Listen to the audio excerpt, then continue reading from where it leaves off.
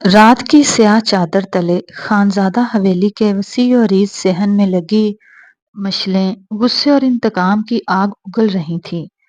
جرگے میں موجود ہر شخص کے چہرے پر تناؤ تھا اور فضا میں اتنی خاموشی تھی کہ دور کہیں گرنے والے پتے کی آواز بھی سنائی دے سکتی تھی۔ پرویز خان اپنے بیٹوں سمیت سر چکائے زندگی کی بھیک مانگ رہا تھا جب ارسلان خانزادہ نے اپنے مخصوص شاہانہ انداز میں ٹانگ پر ٹانگ رکھی اور ہاتھ میں پکڑے سگار کا دھواں فضا میں اچھالتے ہوئے اپنی برف جیسی سرد نظریں پرویز خان کے چہرے پر گاڑ دی۔ میں تمہارے بیٹے کا خون بخشنے کو تیار ہوں پرویز خان، لیکن بدلے میں مجھے کوئی زمین یا جائیداد نہیں چاہیے۔ ارسلان کے لہجے کی کھنک نے وہاں موجود بڑوں کے کان کھڑے کر دیے۔ اس نے ایک گہرا سانس لیا اور شفاقانہ مسکراہٹ کے ساتھ وہ بات کہہ دی جس نے جرگے میں بم پھاڑ دیا تھا۔ مجھے صرف آپ کی بیوہ بہو ایک رات کے لیے اپنے بستر پر چاہیے، ہم یہ خون معاف کر دیں گے۔ یہ سنتے ہی وہاں موجود سفید داڑھیوں والے معتبرین کے ماتھوں پر پسینہ آ گیا اور پرویز خان کا چہرہ پل بھر میں سفید پڑ گیا۔ خانزادہ خاندان کی روایات میں بیوہ کی ڈولی صرف اس کے دیور کے گھر اٹھتی تھی، مگر آج ارسلان نے اس کی غیرت اور روایت دونوں کو زمین تلے رون ڈالا تھا۔ ارسلان کی آنکھوں میں چھپا کوئی گہرا مقصد تھا یا محض بربریت، یہ کوئی نہ جان سکا، مگر پرویز خان نے اپنے بیٹے کی جان بچانے کے لیے اپنی غیرت کا سودا کرنے میں دیر نہ کی اور لرزتے ہاتھوں سے اس شرمناک فیصلے پر مہر لگا دی۔ حویلی کے اندھیرے کمرے میں حورین دیوار سے لگی کسی سہمے ہوئے پرندے کی طرح کانپ رہی تھی جب اس کا دیور دلاور غصے اور بے شرمی کا لبادہ اوڑھے کمرے میں داخل ہوا۔ اس کے چہرے پر ہمدردی کا نام و نشان تک نہ تھا، بلکہ ایک عجیب سی ہوس اور مجبوری کی ملی جلی کیفیت تھی۔ سنو حورین، بابا نے فیصلہ کر لیا ہے، اپنے بھائی کی زندگی بچانے کے لیے ہمیں یہ کڑوا گھونٹ بھرنا ہی پڑے گا۔ اس نے حورین کے قریب آ کر اس کے منجمد ہوتے وجود پر ہاتھ رکھنے کی کوشش کی تو وہ پیچھے ہٹ گئی۔ دلاور نے آواز کو تھوڑا نرم کرتے ہوئے مگر زہریلے لہجے میں کہا، صرف ایک رات کی تو بات ہے، تمہیں ارسلان خانزادہ کے بستر پر جانا ہوگا، اس کے بعد میں تم سے نکاح کر لوں گا اور تمہیں اپنی عزت بنا کر رکھوں گا۔ یہ الفاظ حورین کے کانوں میں پگھلے ہوئے سیسے کی طرح اترے۔ اس کے پیروں تلے سے زمین نکل گئی اور آنکھوں سے آنسوؤں کے بند ٹوٹ گئے۔ اس نے شدت غم سے نفی میں سر ہلایا، اس کی زبان تالوں سے چپک گئی تھی، مگر اس کی چیختی ہوئی خاموشی صاف کہہ رہی تھی کہ وہ اس ذلت پر موت کو ترجیح دے گی، لیکن وہاں اس کی سننے والا کوئی نہ تھا۔ حورین کی ہچکیاں اور فریادیں دیواروں سے ٹکرا کر دم توڑ رہی تھیں۔ وہ بار بار اپنے دوپٹے کے پلو سے ہاتھ جوڑ کر دلاور اور اپنے سسر پرویز خان سے رحم کی بھیک مانگ رہی تھی، لیکن ان کے دلوں پر غیرت کے بجائے اپنے بیٹے کی جان بچانے کا خود غرضانہ خوف سوار تھا۔ دلاور نے اس کے بازو سے پکڑ کر اسے کھینچا اور گھسیٹتے ہوئے باہر کھڑی گاڑی تک لے آیا۔ حورین کے پاؤں زمین پر رگڑتے رہے، اس کی مزاحمت اس وحشت کے سامنے بے اثر تھی۔ اسے ایک بے جان شے کی طرح گاڑی کی پچھلی نشست پر پھینک دیا گیا اور رات کے سناٹے کو چیرتی ہوئی وہ گاڑی ارسلان خانزادہ کے فلیٹ کی طرف روانہ ہو گئی، جہاں ایک معصوم لڑکی کو اپنی ہوس یا انتقام کی بھینٹ چڑھانے کے لیے ارسلان پہلے سے موجود تھا۔ جب گاڑی فلیٹ کے سامنے رکی تو دلاور نے آخری بار اسے دھمکی آمیز نظروں سے دیکھا اور اسے زبردستی لفٹ تک لے جا کر ارسلان کے آدمیوں کے حوالے کر دیا، جو اسے اس شخص کی دہلیز تک لے آئے جس نے ایک رات کی قیمت پر ایک خاندان کی غیرت کو خرید لیا تھا۔ ارسلان خانزادہ حویلی کے بیرونی گیٹ کے پاس اپنی کالی چمچماتی گاڑی کے ساتھ ٹیک لگائے کھڑا تھا۔ جیسے ہی دلاور حورین کو اس کے حوالے کر کے پیچھے ہٹا، ارسلان نے ایک سرد اور فاتحانہ نگاہ اس کی بے بسی پر ڈالی۔ اس نے گاڑی کی پچھلی نشست کا دروازہ کھولا اور حورین کو اندر بیٹھنے کا اشارہ کیا۔ حورین نے خود کو ایک بڑی سی کالی چادر میں اس طرح لپیٹ رکھا تھا جیسے وہ اس کپڑے کے پیچھے اپنی روح کو چھپانے کی کوشش کر رہی ہو۔ وہ کانپتے ہوئے قدموں سے گاڑی میں جا بیٹھی اور سیٹ کے ایک کونے میں سمٹ کر خود کو جتنا ہو سکے چھوٹا کر لیا۔ گاڑی جیسے ہی سڑک پر دوڑی، حورین کی سسکیوں کی آواز خاموش ماحول میں گونجنے لگی۔ وہ خوف سے بے حال تھی کہ اب اس کے ساتھ کیا ہوگا۔ اس کی مسلسل سسکیوں پر ارسلان نے ریویو مرر سے اسے دیکھا، اس کی آنکھیں جذبات سے آ رہی تھیں۔ اس نے بھاری اور رعبدار آواز میں صرف ایک لفظ کہا، خاموش۔ ارسلان نے اس ایک لفظ کی گونج اتنی طاقتور تھی کہ حرین کا دم جیسے سینے میں ہی اٹک گیا۔ اس نے ڈر کے مارے اپنے لب دانتوں تلے دبا لیے اور مزید سہم کر کھڑکی سے باہر دیکھنے لگی، جہاں اندھیرا اس کے مستقبل کی طرح گہرا ہوتا جا رہا تھا۔ ارسلان نے فلیٹ کا باری دروازہ کھولا تو حرین کو لگا جیسے وہ اپنی موت کی کوٹری میں قدم رکھ رہی ہو۔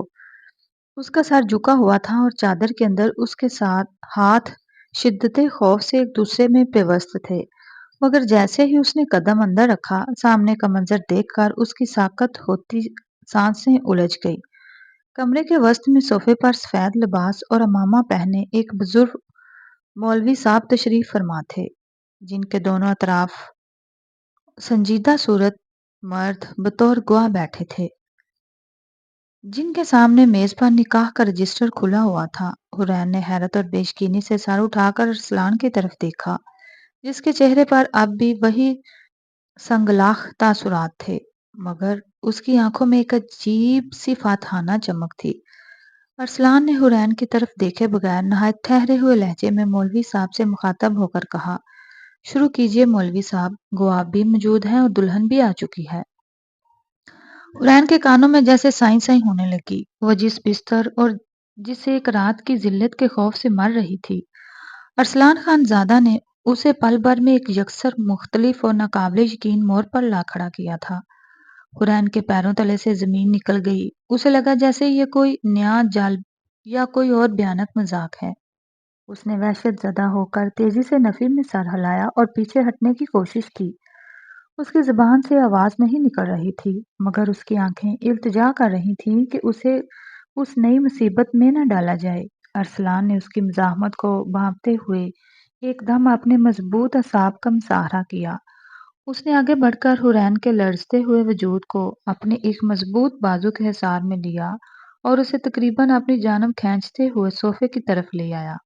حرین نے خود کو چھڑانے کی تگودو کی، مگر ارسلان کی گرفت لوہے کی مانند سخت تھی۔ اس نے حرین کو اپنے ساتھ لگائے رکھا، جس سے وہ اس کے وجود کی تپش اور مضبوطی کو محسوس کر کے مزید ساکت ہو گئی۔ ارسلان نے دوسرے ہاتھ سے مزید میز پر رکھا قلم اٹھایا اور حرین کے لرزتے ہوئے ہاتھ کو اپنی گرفت میں لے کر زبردستی اسے نکاح نامے کے کاغذ پر رکھا۔ دستخط کرو، اس نے حرین کے کان کے پاس نہایت دھیمی مگر حتمی آواز میں کہا۔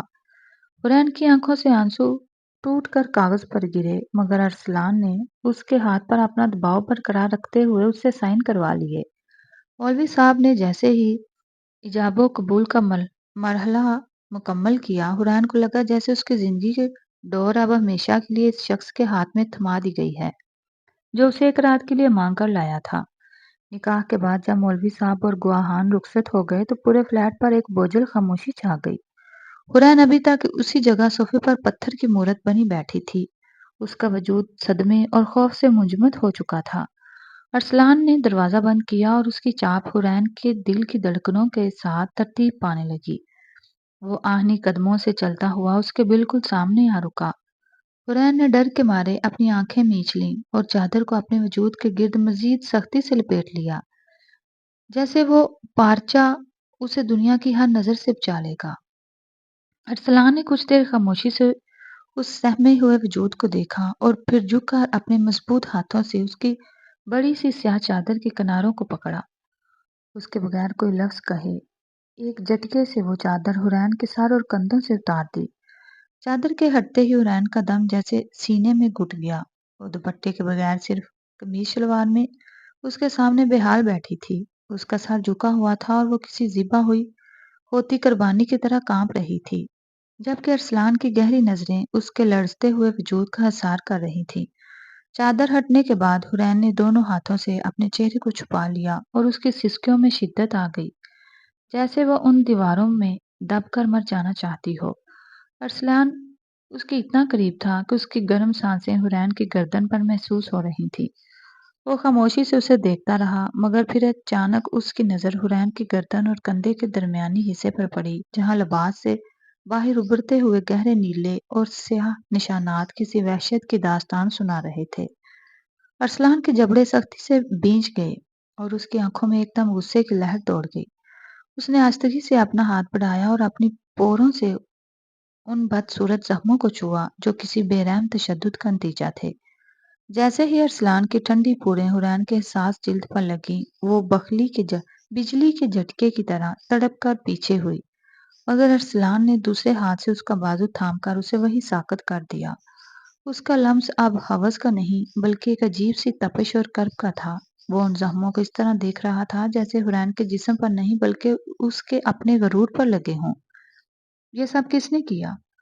اس نے دبی دبی آواز میں پوچھا، مگر حرین کے پاس سوائے آنسوؤں کے کوئی جواب نہ تھا۔ ارسلان کی پوروں کا لمس جب ان دکھتے ہوئے نشانات پر پڑا تو حرین نے تکلیف اور کرب سے آنکھیں میچ لی۔ اسے لگا تھا اب تشدد کا ایک نیا سلسلہ شروع ہوگا، لیکن اگلے ہی لمحے جو ہوا اس کے لیے وہ ذہنی طور پر بالکل تیار نہ تھی۔ ارسلان آہستہ سے جھکا اور اپنے تپتے ہوئے لب حرین کی گردن پر بنے ان نیلے نشانات پر رکھ دیے۔ اس کا یہ عمل کسی ہوس کا نہیں بلکہ ایک ایسی مرہم پٹی کی طرح تھا جس نے حرین کے پورے وجود میں بجلی دوڑا دی۔ حرین کا روتا ہوا دل ایک پل کے لیے دھڑکنا بھول گیا۔ اس کی سسکیاں لبوں کے قید خانے میں دم توڑ گئیں اور وہ ساکت ہو کر رہ گئی۔ ارسلان کے لبوں کی تپش اب ان زخموں کی سسک کو جذب کر رہی تھی، جیسے وہ اپنے اس خاموش عمل سے ان تمام اذیتوں کا مداوع کرنا چاہتا ہو جو اس معصوم جان نے سہی تھی۔ حرین نے بے اختیاری میں اس کے مضبوط کندھے پر اپنے لرزتے ہوئے ہاتھ رکھ دیے۔ اسے سمجھ نہیں آ رہا تھا کہ وہ اس شخص سے ڈرے یا اس کے اس غیر متوقع رویے پر یقین کرے۔ ارسلان نے سر اٹھایا تو اس کی آنکھوں میں پہلے جیسی صفاقی نہیں تھی بلکہ ایک گہرا سمندر تھا جس میں حرین کو اپنی بربادی نہیں بلکہ ایک عجیب سی پناہ نظر آ رہی تھی۔ حرین کی ہچکیاں بند گئیں، اس کا پورا وجود لرز رہا تھا اور آنسو مسلسل اس کے گالوں کو بھگو رہے تھے۔ اس نے ہمت جمع کر کے نہایت نحیف اور لرزتی ہوئی آواز میں سرگوشی کی، ماما مجھے ڈر لگ رہا ہے، پلیز مجھے چھوڑ دیں۔ اس کے لہجے میں موجود معصومیت اور بے بسی ارسلان کے دل کی کسی گوشی کو پگھلا گئی تھی۔ ارسلان نے کوئی جواب دینے کی بجائے اپنے ہاتھ کی انگشت شہادت نہایت نرمی سے حرین کے کانپتے ہوئے گلابی ہونٹوں پر رکھی۔ اس کے اس خاموش اشارے نے حرین کے الفاظ کو وہیں روک دیا اور کمرے میں گہرا سناٹا چھا گیا۔ ارسلان کی نظریں حرین کی بھیگی ہوئی آنکھوں میں گڑی تھیں۔ اس کی انگلی کا دباؤ حرین کے لبوں پر اتنا ہلکا تھا جیسے وہ کسی نازک پنکھڑی کو چھو رہا ہو۔ اس نے اپنا چہرہ حرین کے قریب کیا یہاں تک کہ ان کی سانسیں ایک دوسرے میں الجھنے لگی اور ان کے لبوں میں دری ارسلان کی انگلی نے اسے یہ احساس دلایا کہ اس تلوار کے پیچھے اب کوئی خوف نہیں بلکہ ایک ایسی طاقت ہے جو اسے دنیا کے ہر طوفان سے محفوظ رکھنے کا ارادہ کر چکی ہے۔ ارسلان نے ایک بار پھر اپنے تپتے ہوئے لب حرین کی گردن پر بنے ان گہرے زخموں پر رکھ دیے جسے وہ اپنی تپش سے ان نشانات کو مٹانا چاہتا ہو۔ حرین نے کرب اور بے یقینی سے اپنی آنکھیں موند لیں جبکہ ارسلان کا سانس اس کی اشارت کے قریب کسی دہکتے ہوئے شعلے کی طرح محسوس ہو رہا تھا۔ وہ چند لمحے وہیں ساکت رہا، پھر سر اٹھائے بغیر اس کی گردن کے قریب ہی نہایت گہری اور دبی ہوئی آواز میں گویا ہوا، تمہیں حاصل کرنے کے لیے مجھے اپنے چھوٹے بھائی کی قربانی دینی پڑی حرین، ورنہ اس گندے خاندان کا خون میں کبھی معاف نہیں کرتا۔ ارسلان کے ان الفاظ نے حرین کے پورے وجود کو برف کر دیا۔ اس نے دھیرے سے سر اٹھایا اور اپنی نمناک آنکھوں سے ارسلان کے پتھریلے چہرے کو دیکھا جہاں انتقام اور جنون کی ایک عجیب سی داستان رقم تھی۔ ارسلان نے اس کی آنکھوں میں جھانکتے ہوئے بات جاری رکھی، ان لوگوں نے تمہارے ساتھ جو کیا اس کی قیمت تو انہیں چکانی ہی تھی، لیکن تمہیں اس دوزخ سے نکالنے کے لیے میں نے اپنے لہو کا سودا کیا ہے۔ حران کو اب سمجھ آ رہا تھا کہ ارسلان خانزادہ کا وہ لرزہ خیز مطالبہ محض ہوس نہیں بلکہ ایک بہت بڑی چال تھی جس کے پیچھے اس کا اپنا کوئی گہرا دکھ چھپا ہوا تھا۔ اس نے حران کے چہرے کو اپنے دونوں ہاتھوں کے پیالے میں بھرا اور سرد لہجے میں کہا، اب تم خانزادہ کی قید میں ہو یا پناہ میں یہ تمہیں وقت بتائے گا، مگر ان کے پاس تم اب مر کر بھی واپس نہیں جاؤ گی۔ ارسلان نے جب حرین کے لباس کی آستینوں اور دامن سے باہر جھانکتے مزید نیلے اور سیاہ نشانات دیکھے تو اس کے ماتھے پر غصے کی لہر دوڑ گئی۔ اس کا دل چاہا کہ ابھی جا کر ان لوگوں کے ہاتھ قلم کر دے۔ اس نے حرین کے لرزتے ہوئے ہاتھوں کو اپنے مضبوط ہاتھوں میں تھاما اور نہایت سنجیدگی سے اس کی آنکھوں میں آنکھیں ڈال کر پوچھا، हुरैन, ये सब किसने किया? ये तुम्हारे पूरे वजूद पर जुल्म की दास्तान किसने लिखी है? अरसलान की आवाज में एक ऐसी गर्ज थी जो किसी मुजरम को ढूंढ निकालने का तहैया किए हुए थी। हुरैन ने एकदम अपने हाथ उसकी गिरफ्त से छुड़ाने की कोशिश की और डर के मारे नजरें झुका ली। उसके जहन में दिलावर का वह सियाना चेहरा और सुसर की धमकियां गर्दिश करने लगी। उसे लगा कि अगर उसने सच बताया तो वो लोग उसे जिंदा नहीं छोड़ेंगे। वो बुरी तरह कांपने लगी और नफी में सर हिलाते हुए पीछे हटने लगी। उसके लब सिले हुए थे और खौफ के मारे आवाज गले में ही घुट कर रह गई।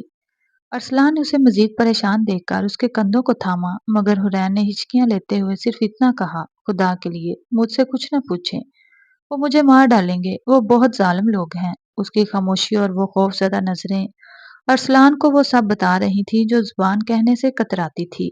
और अरसलान के जबड़े सख्ती से भींच गए, क्योंकि उसे मालूम हो चुका था कि उस मासूम पर होने वाले जुल्म के पीछे वही चेहरे हैं जिनको वह अब ख्वाब में मिलाने का इरादा कर चुका है।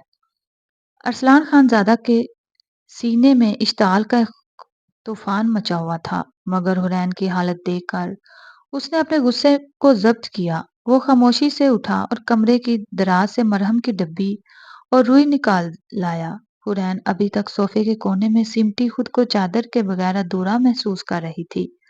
उसके आंसू थमने का नाम नहीं ले रहे थे। अरसलान दोबारा उसके सामने बैठा और बगैर किसी झिझक के उसके कंधे से शर्ट को नीचे सरकाया। हुरैन ने हिचकिचाकर अपने लड़ते हाथों से उसे रोकना चाहा, मगर अरसलान की एक सर्द और हुक्म भरपूर नजर ने उसे साकत कर दिया। उसने नहायत नफासत और नरमी से मरहम अपनी उंगलियों पर लगाया और हुरैन की गर्दन के मौजूद गहरे निशानात पर लगाने लगा। वो जैसे जैसे मरहम लगाता, हुरैन के वजूद में एक अजीब सी लहर दौड़ जाती। अरसलान का लम्स इतना ठंडा और मरहम इतना सुकून दे था कि उसकी तकलीफ में थोड़ी कमी आने लगी। गर्दन के बाद अरसलान ने उसके सीने के ऊपरी हिस्से पर मौजूद उन जख्मों की तरफ तवज्जो दी जो किसी सख्त चीज के लगने से नीले पड़ चुके थे। जब अरसलान के हाथ हुरैन के नाजुक वजूद के उन हिस्सों को छूने लगे जो हमेशा पर्दे में रहे थे, तो हुरैन का चेहरा और गर्दन हया और शर्म से लाल सुर्ख हो गई। उसकी आंखें झुक गई और सांसें बेतरतीब होने लगी। उसे समझ नहीं आ रहा था कि वो इस कुर्बत पर एहतजाज करे या इस सुकून को महसूस करे। अरसलान के चेहरे पर कोई हवस नहीं थी। वो तो बड़ी संजीदगी और तवज्जो से उन जख्मों का मुदावा कर रहा था, जिसे किसी कीमती शय की मरम्मत कर रहा हो। जब अरसलान की उंगलियां उसके सीने के करीब एक गहरे जख्म पर लगी, तो हुरैन ने सिसक कर अपने लब दांतों तले दबा लिए। उसकी रंगत तमतमा उठी थी। अरसलान ने एक लम्हे के लिए रुक कर उसे देखा और फिर मजीद नरमी से मरहम लगाकर उसका लिबास दुरुस्त कर दिया। मगर हुरैन के वजूद पर छाई वो सुर्खी अब भी थी, उसके जज्बात की अक्कासी कर रही थी। अरसलान की उंगलियां हुरैन के वजूद पर नहायत एहतियात से हरकत कर रही थी, लेकिन जैसे ही उसने मरहम लगाने के लिए अपना हाथ एक ऐसी हसास जगह की तरफ बढ़ाया जहां जख्म की गहराई ज्यादा थी और जो हुरैन की हया का नाजुक तरीन हसार था, हुरैन का पूरा वजूद बिजली के कोंदे की तरह तड़प उठा। इससे पहले कि अरसलान की पूरें वहां मस होती, हुरैन ने एकदम अपने दोनों हाथों से अरसलान की कलाई को इतनी सख्ती से दबोच लिया कि उसके नाखून अरसलान की मजबूत जिल्द में गड़ गए। उसकी सांसें इस कदर तेज हुई कि सीना तेजी से उतार चढ़ाव का शिकार होने लगा और आंखों में इल्तिजा और वहशत की एक नई लहर उमड़ आई। उसने शिद्दत जज्बात और शर्म से अपनी आंखें मीच रखी थी, मगर उसकी गिरफ्त अरसलान के हाथ पर इतनी मजबूत थी जैसे वो उसे अपनी हुर्मत की आखिरी हद अबूर करने से रोक रही हो। अरसलान का हाथ वहीं फिजा में साकत हो गया। उसने अपनी कलाई पर हुरैन के लर्जते मगर मजबूत हाथों का दबाव महसूस किया, तो उसके चेहरे के तासुरात में एक अजीब सी नरमी आ गई। उसने देखा कि हुरैन का चेहरा अब सिर्फ सुर्ख नहीं था, बल्कि उस पर कर्ब और शदीद घबराहट के बादल छाए हुए थे। कमरे में मौजूद बारी खामोशी सिर्फ हुरैन की तेज सांसों से टूट रही थी। अरसलान ने हुरैन के चेहरे की तरफ देखा, जो अभी तक बंद आंखों के साथ नफी में सर हिला रही थी, जैसे वो बिन कहे उसे रोक जाने की इल्तिजा कर रही हो। अरसलान ने अपना दूसरा हाथ नहायत आहिस्तगी से हुरैन के उन हाथों पर रखा जिन्होंने उसकी कलाई को दबोच रखा था, और उसे यह एहसास दिलाने की कोशिश की कि वो कोई दरिंदा नहीं, बल्कि उसके जख्मों का मुहाफिज है। اس لمحے حورین کی وہ گرفت ارسلان کے لیے محض ایک رکاوٹ نہیں تھی، بلکہ یہ اس کے ٹوٹے ہوئے اعتبار کی وہ پہلی پکار تھی جسے ارسلان نے پوری سنجیدگی سے محسوس کیا تھا۔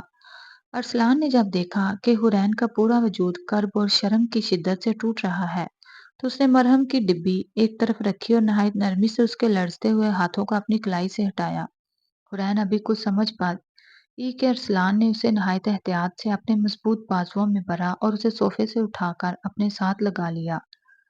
اس نے حورین کو اس طرح اپنے اوپر لٹایا کہ اس کا سر ارسلان کے چوڑے سینے پر تھا اور وہ مکمل طور پر اس کے سار میں آ گئی۔ حورین نے پہلے تو بدک کر خود کو چھڑانے کی کوشش کی، مگر ارسلان کے وجود کی تپش اور اس کے دل کی دھڑکنوں کی یکساں ترتیب نے اس کے حواس کو ساکت کر دیا۔ ارسلان نے اپنا ایک ہاتھ حورین کی کمر پر رکھا اور نہایت آہستگی سے اس کی پشت کو دھیرے دھیرے سہلانے لگا۔ اس کی انگلیاں حورین کی ریڑھ کی ہڈی پر کسی مرہم کی طرح چل رہی تھی، جیسے وہ ان کے اندر چھپے تمام خوف اور تھکن کو نچوڑ لینا چاہتا ہو۔ حورین کی سسکیاں جو اب تک اس کے گلے میں پھنسی ہوئی تھی آہستہ آہستہ دم توڑنے لگی اور اس نے بے اختیاری میں اپنا چہرہ ارسلان کے سینے میں چھپا لیا۔ ارسلان کا یہ انداز اس کے لیے بالکل نیا تھا۔ وہ شخص جس نے اسے ایک رات کے لیے مانگا تھا وہ اب اسے کسی چھوٹے بچے کی طرح سہلا کر سکون دے رہا تھا۔ کمرے کے نیم اندھیرے میں ارسلان کا ہاتھ مسلسل اس کی پشت پر گردش کر رہا تھا، جس سے حورین کے مجمد اعصاب پگھلنے لگے۔ اس سہلاہٹ میں ایک ایسا جادو تھا کہ حورین کو برسوں بعد خود کے محفوظ ہونے کا احساس ہوا۔ ارسلان نے اس کے بالوں میں اپنی انگلیاں پھنسائیں اور لب اس کے سر پر رکھ دیے، جبکہ اس کا دوسرا ہاتھ اب بھی اسے سکون پہنچانے کے لیے اس کی پشت کو سہلا رہا تھا، یہاں تک کہ حورین کی سانسیں ہموار ہونے لگی اور وہ اسی کے سینے میں اپنی آنکھیں موجتی چلی گئی۔ ارسلان نے اسے خود سے جدا نہیں کیا، بلکہ اسے اپنی باہوں میں سمیٹے اس ظلم کا حساب سوچنے لگا جس نے اس پھول جیسی لڑکی کو مرجھا کر رکھ دیا تھا۔ اگلی صبح جب سورج کی پہلی کرن نے خانزادہ حویلی کے برآمدے کو چھوا تو فضا میں ایک عجیب سی سنگینی تھی۔ ارسلان کے والد خانزادہ بہادر خان، جو اپنی وفاداری اور اصول پسندی کی وجہ سے پورے علاقے میں معتبر مانے جاتے تھے، لاؤنج میں ٹہل رہے تھے۔ جیسے ہی ارسلان سیڑھیاں اتر کر نیچے آیا، بہادر خان نے اپنی بھاری آواز میں اسے ٹوکا، یہ تم نے کیا کیا ارسلان؟ جرگے میں اتنا بڑا مطالبہ، لوگ کہہ رہے ہیں کہ تم نے ونی کی رسم کو دوبارہ زندہ کر دیا ہے۔ انہوں نے تعصب سے سر ہلاتے ہوئے اپنے بیٹے کی آنکھوں میں دیکھا۔ ہم ہمیشہ ان فرسودہ رسومات اور ونی کے خلاف رہے ہیں ارسلان۔ ہمارے خاندان کی تاریخ گواہ ہے کہ ہم نے کبھی عورتوں کو انتقام کی بھینٹ نہیں چڑھنے دیا۔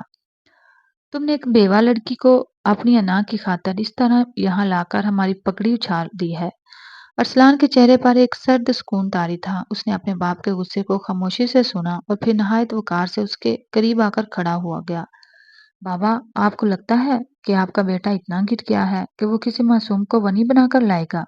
ارسلان نے مدھم مگر پرعزم لہجے میں کہا، ونی نہیں ہوئی بابا، میں نے اسے تحفظ دیا ہے، میں اپنے بھائی کے خون کا بدلہ ضرور لوں گا، آپ ٹینشن مت لیں، لیکن اس کا طریقہ وہ نہیں جو دنیا سمجھ رہی ہے۔ وہ لڑکی، وہ حورین، وہ ان ظالموں کے چنگل میں ایک زندہ لاش بن چکی تھی۔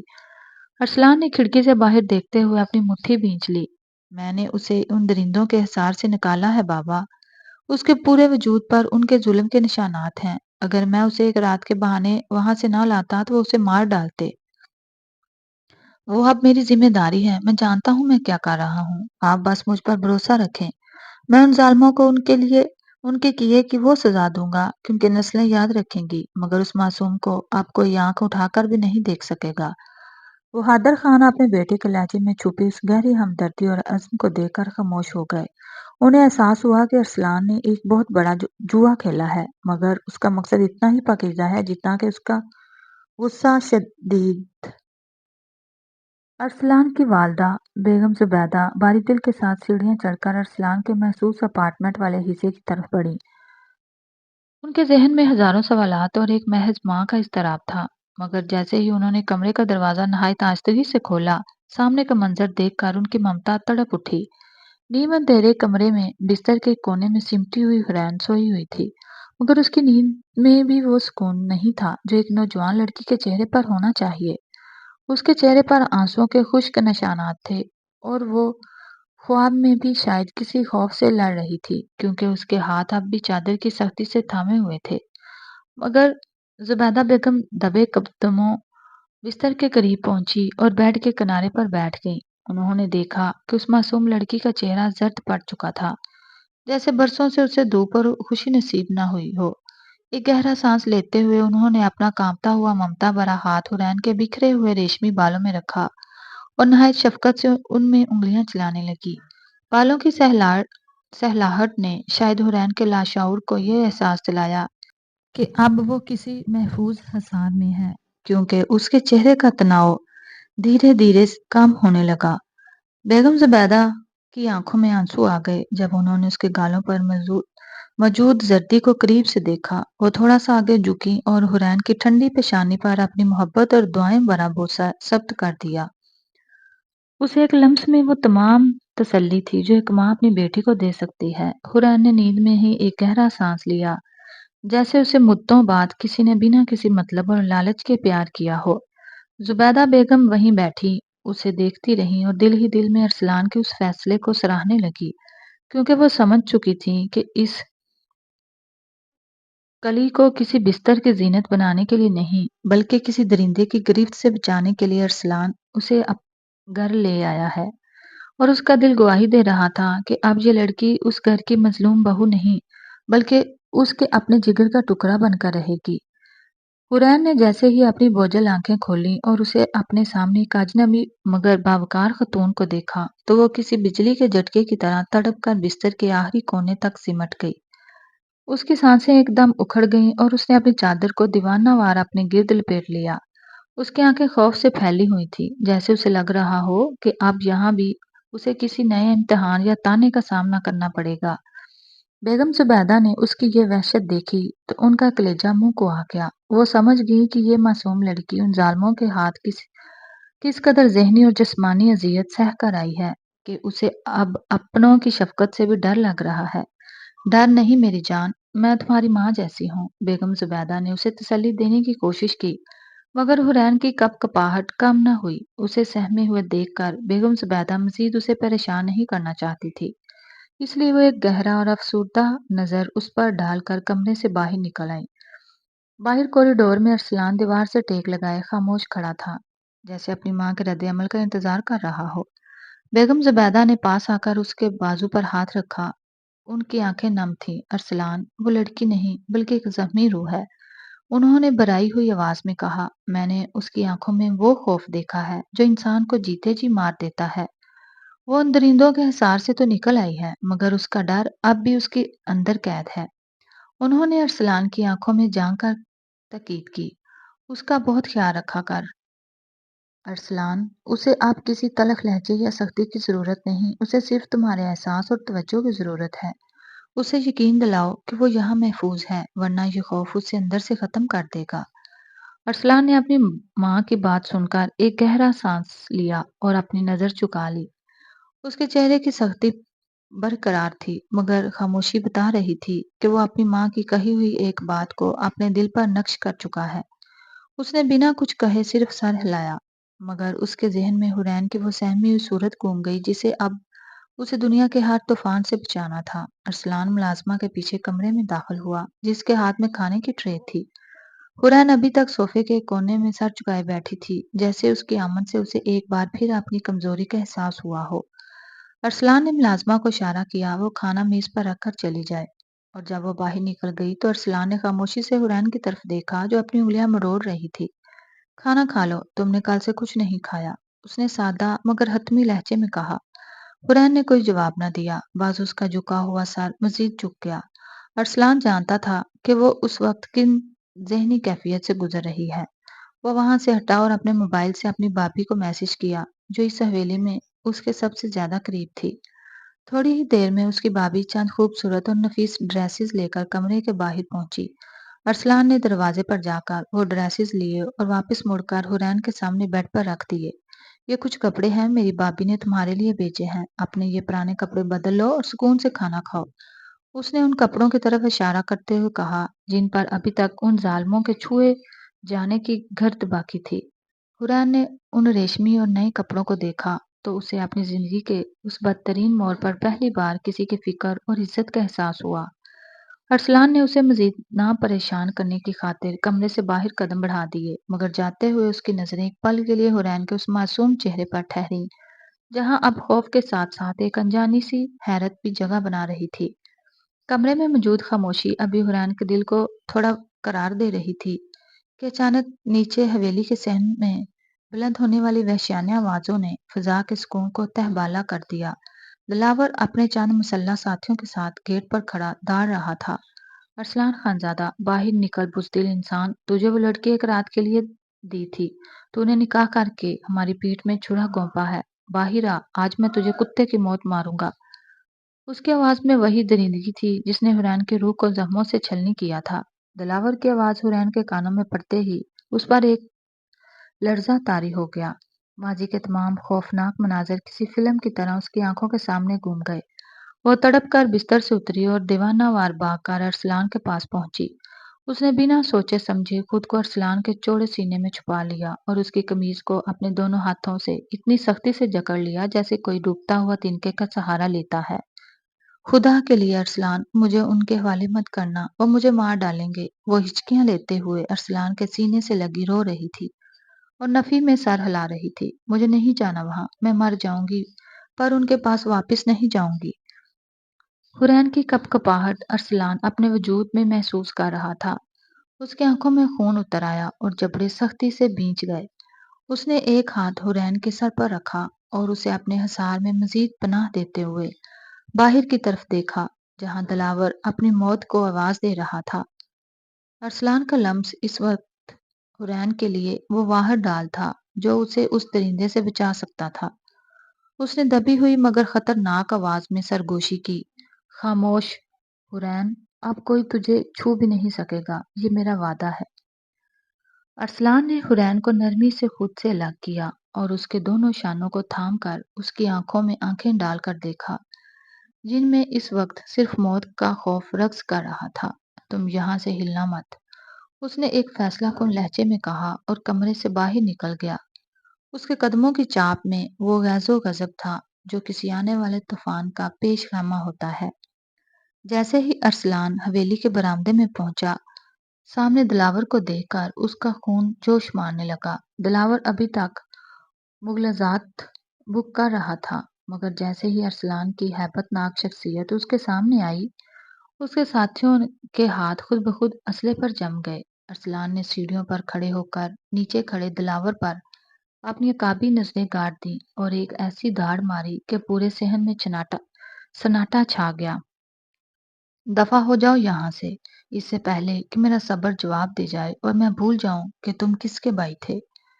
ارسلان کی آواز میں چھپی نفرت اور حقارت دلاور کے چہرے پر تھپڑ کی طرح لگی۔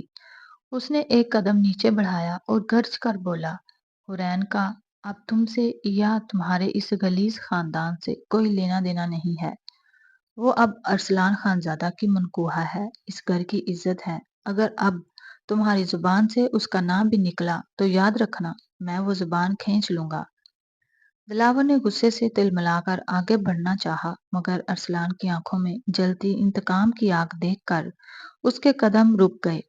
ارسلان نے اپنی پستول نکال کر اس کے عین سامنے کی اور سرد لہجے میں کہا، ایک رات کا سودا تم نے کیا تھا، میں نے تو اسے زندگی دی ہے۔ اب اگر تم نے اس حویلی کی دیوار کی طرف بھی دیکھا تو تمہارا جنازہ یہاں سے اٹھے گا۔ نکل جاؤ یہاں سے، اس سے پہلے کہ میں تمہارے خون سے یہ صحن رنگ دوں۔ ارسلان کا غصہ اس قدر شدید تھا کہ دلاور اور اس کے کارندے پیچھے ہٹنے پر مجبور ہو گئے، جبکہ اوپر کمرے میں کھڑکی کے پیچھے چھپی حرین لرزتے ہاتھوں سے ارسلان کی اس ڈال کو دیکھ رہی تھی جو آج اس کی بقا کی جنگ لڑ رہا تھا۔ اس کہانی میں اب ایک ایسا موڑ آنے والا تھا جو برسوں پرانے دبے ہوئے زخموں کو پھر سے تازہ کرنے والا تھا۔ ارسلان جب واپس کمرے میں آیا تو حرین اب بھی اس طرح سہمی ہوئی تھی، مگر ارسلان کی نظروں میں اس کے لیے اب صرف ہمدردی نہیں بلکہ ایک دیرینہ اپنائیت اور دکھ بھی شامل ہو چکا تھا۔ دراصل حرین کوئی اجنبی نہیں تھی، وہ ارسلان کی سگی پھپھو کی بیٹی تھی۔ برسوں پہلے ارسلان کے باپ کی بہن کا نکاح اسی ظالم خاندان میں ہوا تھا جہاں ان پر اس قدر مظالم ڈھائے گئے کہ جب حرین کی پیدائش ہوئی تو وہ ان کے ظلم سہتے سہتے دم توڑ گئی۔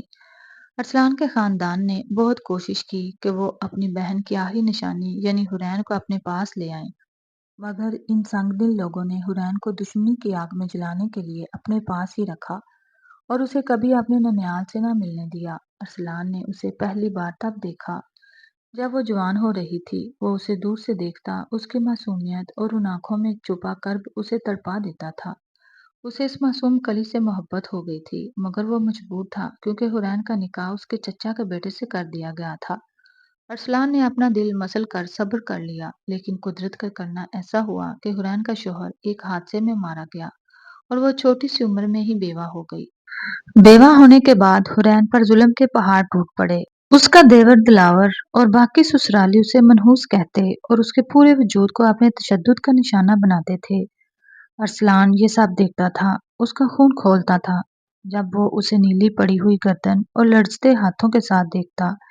اس لیے جب اس کے بھائی کے قتل کا معاملہ اٹھا تو ارسلان نے جرگے میں ایک رات کا وہ بھیانک مطالبہ صرف اسی لیے کیا تاکہ وہ حرین کو قانونی طور پر اس جہنم سے نکال سکے۔ وہ جانتا تھا کہ وہ لوگ اسے کبھی عزت نہیں دیں گے، اس لیے اسے یہ کڑوا گھونٹ بننا پڑا۔ اسے جب وہ حرین کے سامنے کھڑا تھا تو اس کے ذہن میں اپنی پھپھو کا وہ ادھورا چہرہ اور حرین پر ہونے والے برسوں کے ظلم گردش کر رہے تھے۔ اس نے حرین کے قریب آ کر نہایت دھیمی آواز میں کہا، تمہیں لگتا ہے کہ میں تمہیں ایک رات کے لیے لایا ہوں؟ حرین، تم اس خون کا حصہ ہو جو میری رگوں میں دوڑ رہا ہے، تم میری پھپھو کی نشانی ہو جنہیں ان ظالموں نے کھا لیا ہے۔ میں تمہیں برسوں سے ان کی قید میں سسکتے ہوئے دیکھ رہا تھا، میں تمہیں ان کے رحم و کرم پر کیسے چھوڑ سکتا تھا؟ تمہارا نکاح ہوا، تم بیوہ ہوئی، تم پر ستم ہوئے۔ ارسلان خان زادہ کی نظر تمہارے ایک ایک آنسو پر تھی، اور تم اس گھر میں ونی بن کر نہیں بلکہ اس گھر کے اصل وارث اور میری محبت بن کر آئی ہو۔ حرین نے حیرت سے اپنی بڑی بڑی آنکھیں اٹھا کر اسے دیکھا۔ اسے یقین نہیں آ رہا تھا کہ جس شخص کو وہ اپنی بربادی کا سبب سمجھ رہی تھی، وہ تو برسوں سے اس کی پناہ گاہ بننے کے خواب دیکھ رہا تھا۔ اس کے ننھیال کا یہ انکشاف اس کے لیے کسی معجزے سے کم نہ تھا، مگر اس کے دل میں ابھی یہ سوال تھا کہ کیا واقعی اتنی محبت اور عزت کی حقدار ہے وہ؟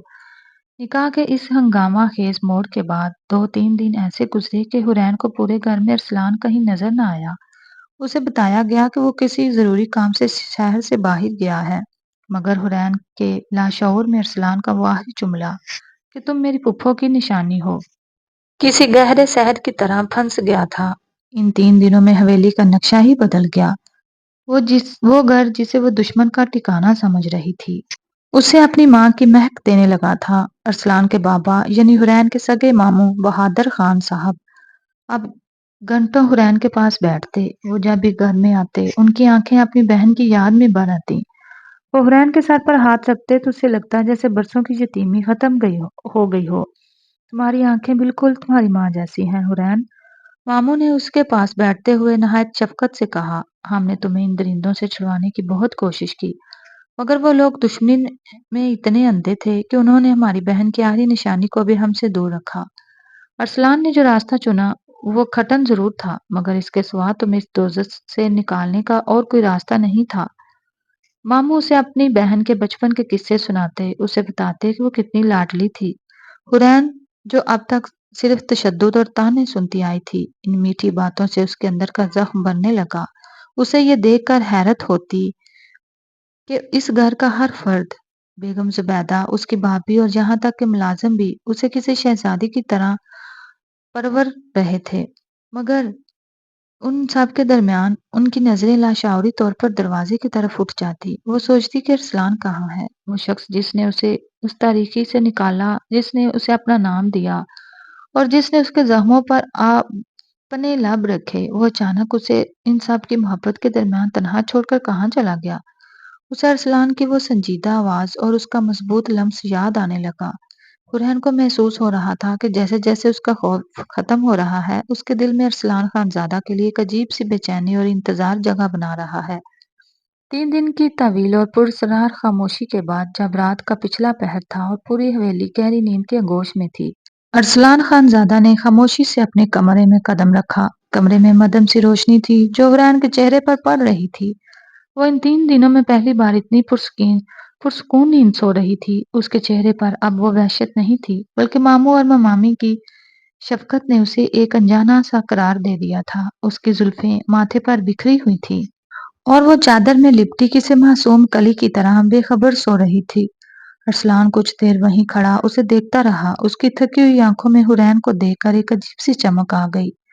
وہ آہستہ سے بستر کے قریب ہوا اور جھک کر نہایت نرمی مگر مضبوطی سے اسے بازوؤں سے تھام کر اپنی طرف کھینچا۔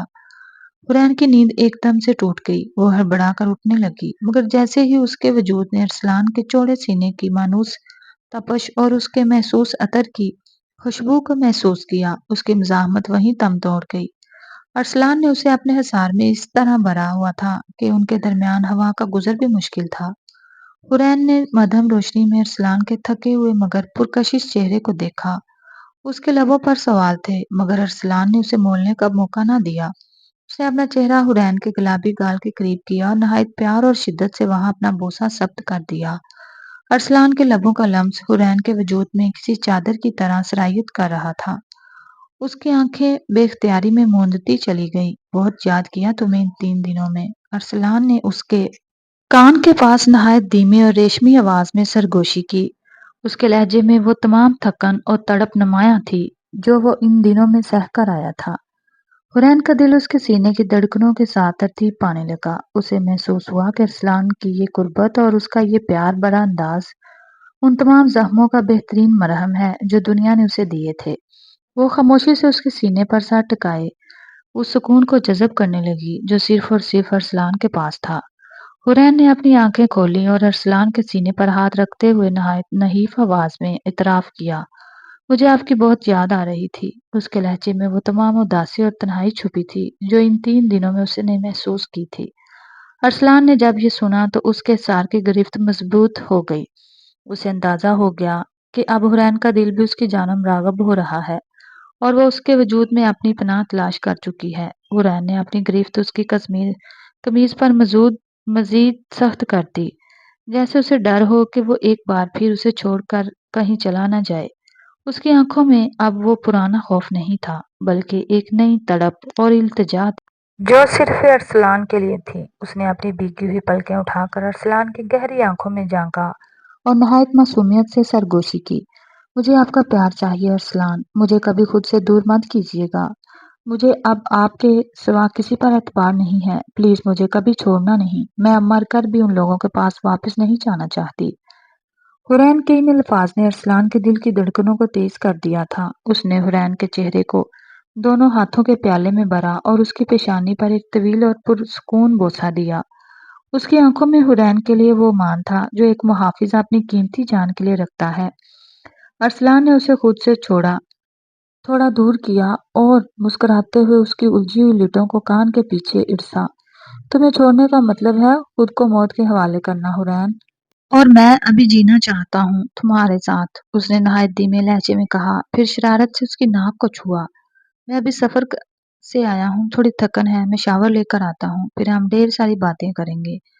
یہ کہہ کر ارسلان واش روم کی طرف بڑھ گیا، مگر مڑ کر ایک بار پھر اس معصوم لڑکی کو دیکھا جو اب اس کے کمرے میں کسی مہکتے ہوئے گلاب کی طرح کھل رہی تھی۔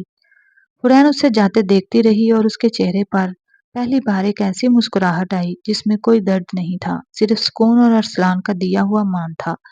ارسلان جب شاور لے کر نکلا تو اس کے گیلے بالوں سے پانی کے قطرے اب بھی ٹپک رہے تھے، جس نے اس کی مردانہ چاہت میں مزید اضافہ کر دیا تھا۔ حرین بیڈ پر بیٹھی اسے ہی دیکھ رہی تھی۔ ارسلان مسکراتے ہوئے اس کے قریب آیا اور تولیہ ایک طرف رکھتے ہوئے اس کے برابر میں بیٹھ گیا۔ حرین نے شرماتے ہوئے اپنا سر اس کے کندھے پر ٹکا دیا اور نہایت دھیمی آواز میں اپنی خواہش کا اظہار کیا، ارسلان اب میں اس حویلی میں تنہا نہیں رہنا چاہتی، میں چاہتی ہوں کہ یہاں بچوں کی للکاریاں گونجیں، ہمارا ایک چھوٹا سا جہاں ہو، کیا ہم اپنی زندگی کا نیا آغاز کر سکتے ہیں؟ ارسلان نے حرین کی اس معصومانہ فرمائش پر اسے نہایت محبت سے دیکھا۔ اس نے حرین کو اپنی باہوں میں سمیٹا اور اس کے کان میں سرگوشی کی، تمہاری ہر خواہش میرے لیے حکم ہے حرین، تم نے مجھ سے پیار مانگا ہے اور میں تمہیں اپنی پوری زندگی اور اپنی روح کی تمام وسعتوں کے ساتھ چاہوں گا۔ اس نے حرین کے چہرے کو اوپر اٹھایا اور اس کی تپتی ہوئی آنکھوں میں جھانکا۔ کمرے میں مدھم روشنی اور رات کی خاموشی ان کے جذبات کی گواہ بن گئی۔